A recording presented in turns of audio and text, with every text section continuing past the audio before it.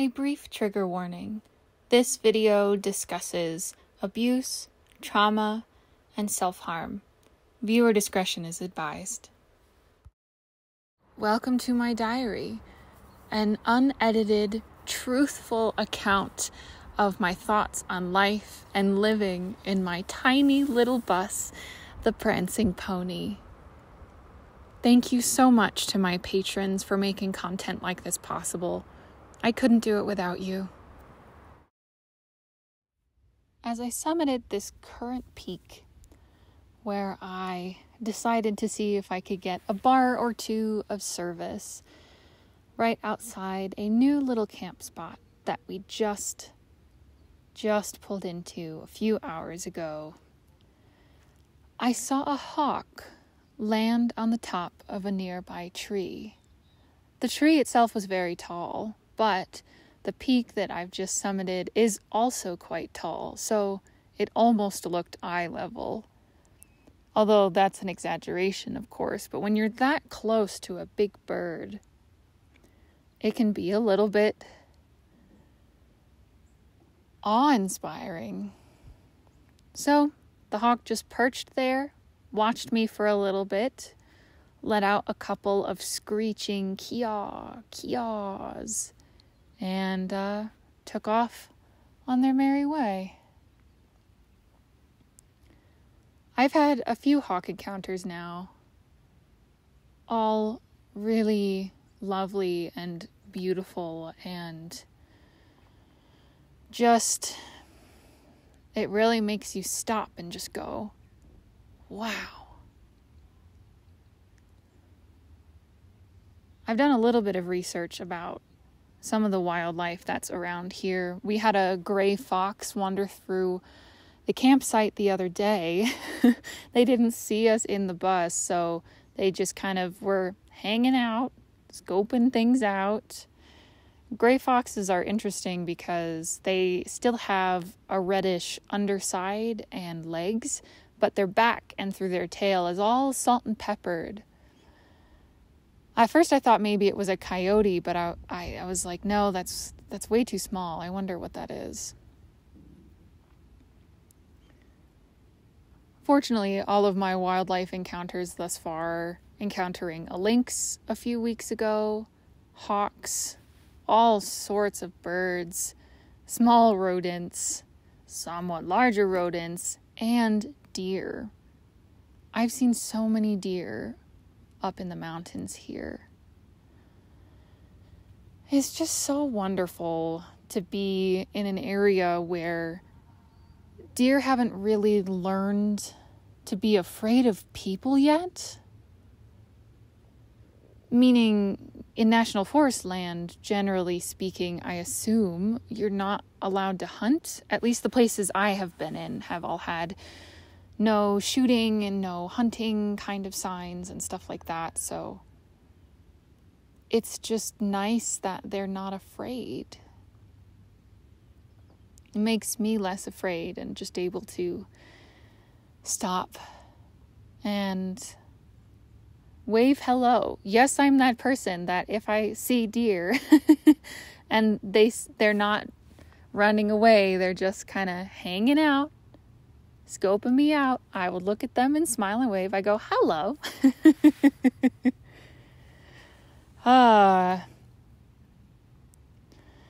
So we've been outside of the neighboring mountain town where we used to be for about a week now. Like I mentioned, just relocating to a new spot today to get a little bit more sunshine, as it's been a bit challenging to have the refrigerator stay on all night long where we were before. I loved it. It was beautiful, but at some point it's just not practical. Fortunately, not even a quarter mile up the road, a 10-minute walk even, there is another spot where it gets sunshine all day. Well, all day, I suppose, is a relative term, because today we have been getting lots of thunder and on and off drizzles, which is really quite exciting. especially being in California where we've been hit so hard by the drought. And I've felt it for years now. Anytime there's any sort of precipitation from the sky, it just feels incredible. And it smells amazing. Have you ever been in a forest after a rain or during a rain? I had hiked up to service a little bit earlier today to send some text messages to a friend who may come up to the forest for a visit soon, which is very exciting. But I got caught in a bit of a downpour. The rock I was perched on was under a tree that was giving me so much shade from the rain that I didn't want to leave. But I knew I needed to head back to camp before heading back down became too dangerous from the ground becoming too wet, and we were going to be moving shortly. It's been a really good week, a really good week. The first couple weeks out of the gate after the cottage, when we set back out in the bus, were really a lot. Not all those issues have been resolved, but some of the big ones that I was really feeling before have all subsided. The only one really lingering is still the plumbing. We again fixed something else, and now something else is not working. So, you just gotta take it as it comes. Do some troubleshooting. And, you just make it work. I've become a lot better in general at dealing with challenges. They feel more like challenges I can overcome, that I know if I sit down and I think about it or brainstorm with my partner, I'm going to come out of it okay. I'm going to get through it, be on the other side, as opposed to shut down, get overwhelmed, my anxiety panic takes over, and then the depression holds me to my spot, unable to actually act, do anything at all. But living this way, you're faced with a lot more daily challenges in a way that really affects whether or not you can live your daily life comfortably.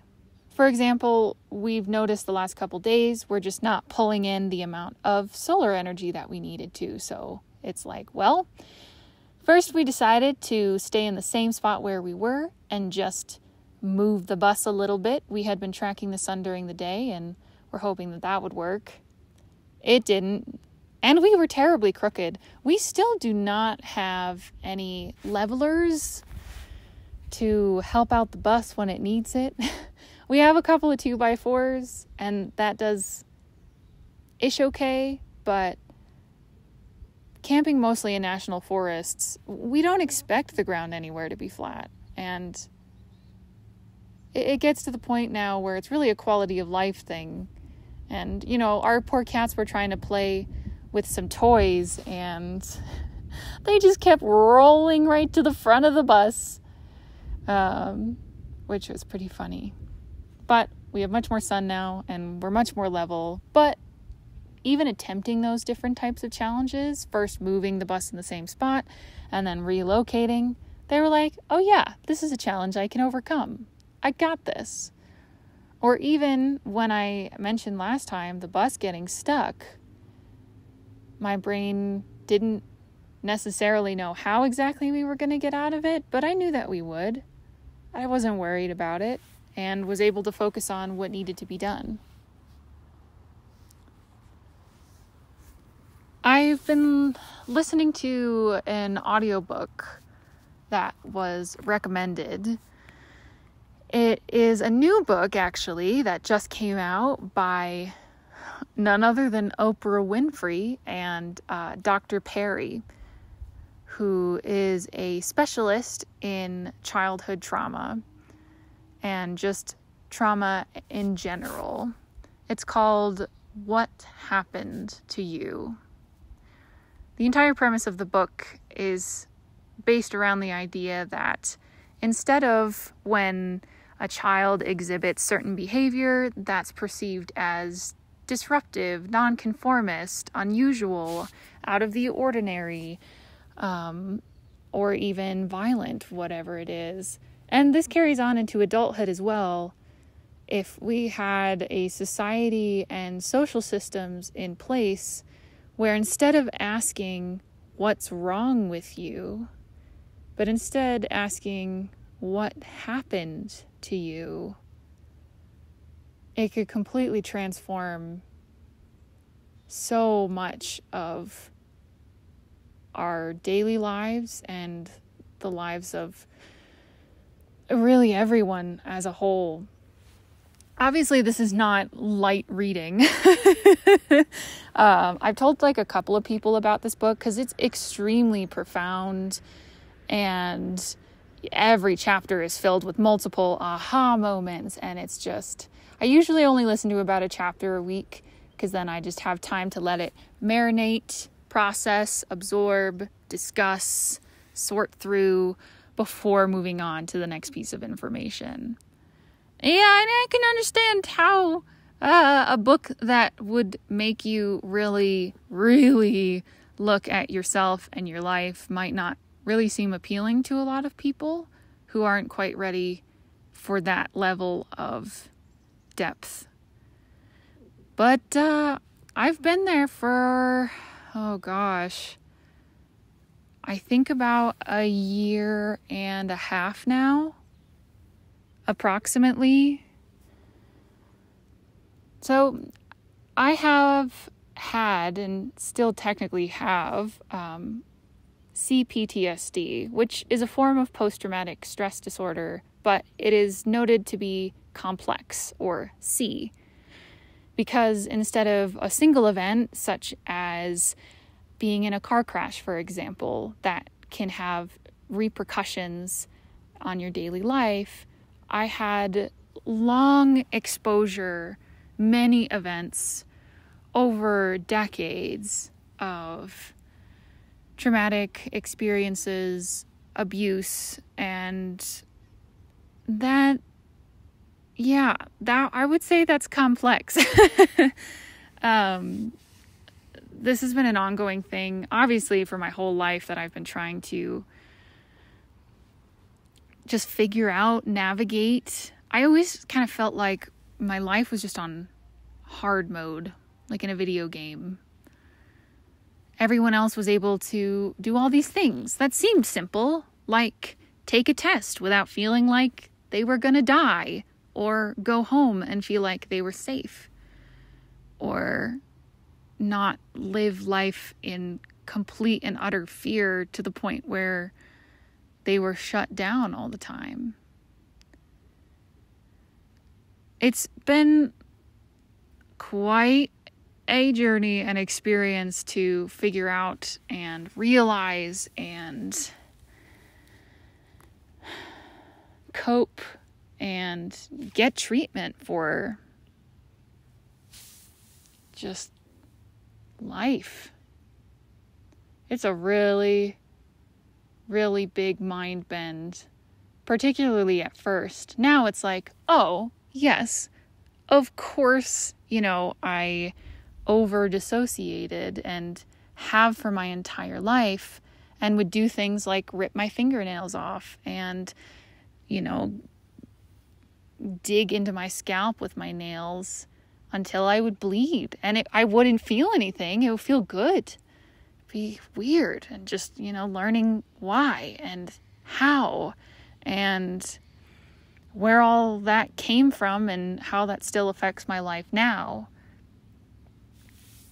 But the difference is, so in this last year and a half, I've all of a sudden become aware of these things and the whys and the how, and been able to seek the appropriate treatment for it.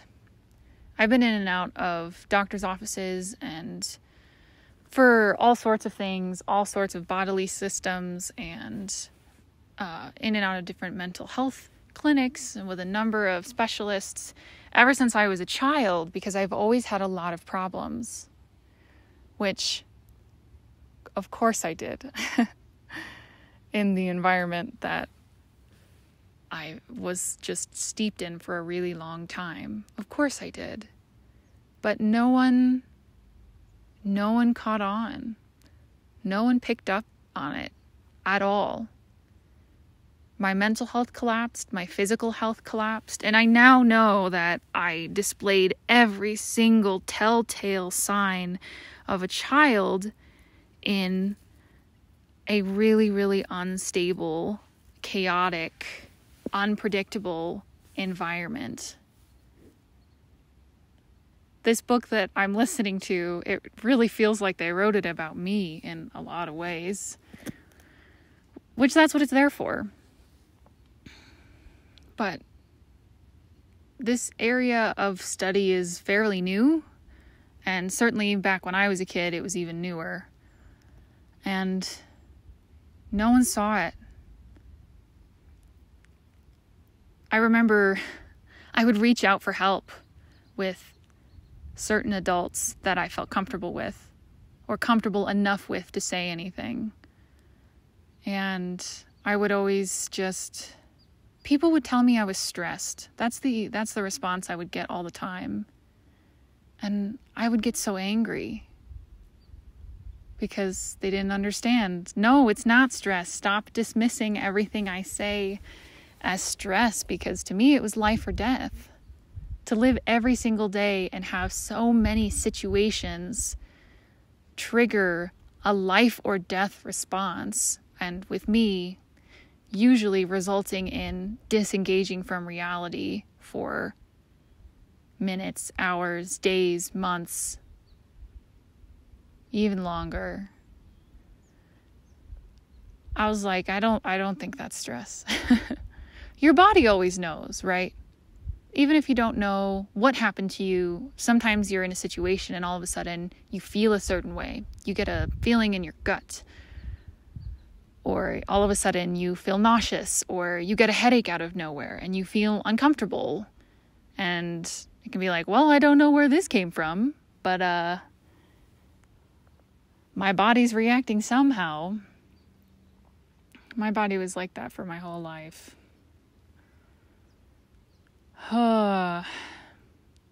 Even now, a large problem in my delicate ladder of my physical health is extreme digestive distress that no one has ever been able to figure out. But since listening to this book, I'm like, I should probably find someone who is a gastroenterologist that knows about the effects of childhood trauma on the digestive tract. Instead of my last gastroenterologist, he's such a nice person. They tried everything, and I feel for them. They were so caring and so passionate about it. And they were like, something is definitely wrong, but I don't have the words for it. I don't know what it is. I don't have this classification or a way to test this. Which is kind of refreshing, because my experience with doctors as a child was often, well, we can't find anything wrong with you, so there must not be anything wrong with you. And that's just kind of been the norm, even growing into adulthood is my experience. I have had to fight through a lot to learn how to advocate for myself. Yeah. So Oprah's new book is really good. Yeah. Now, after treatment for everything, and just now learning how to actually be a functioning human being, because I was just a not functioning human being for so long, for 30 years, it permeates everything for me. Learning how to actually live my life and not just survive from moment to moment.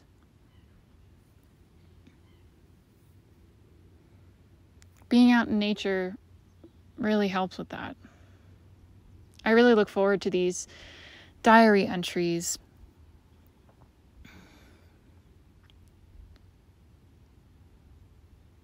It's been really, really good, I think.